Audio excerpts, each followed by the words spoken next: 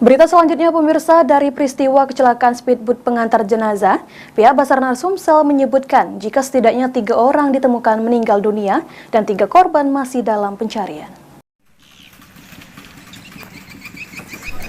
Speedboat bermuatan 10 orang penumpang yang hendak mengantarkan satu jenazah balita mengalami kecelakaan saat perjalanan dari rumah sakit menuju ke rumah duka di Primer Desa Karangmakmur, Lalan, Musi Banyuasin. Terkait hal tersebut, Kasubsi Ops Basarnas Sumsel Macarawanto mengatakan jika Basarnas langsung melakukan aksi.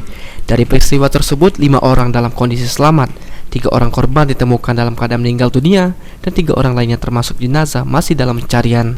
Untuk pencarian dan pertolongan, Basarnas Sumsel menerjunkan 1 unit Rigid Buoyancy Boat atau RBB dan 1 tim rescue. 3 sudah diketemukan tapi kondisi meninggal dunia, dan 3 orang termasuk 1 jenazah ini saat ini belum diketemukan. Jadi korban yang masih dalam pencarian yaitu 3 orang, dan kami dari Basarnas Palembang menggerakkan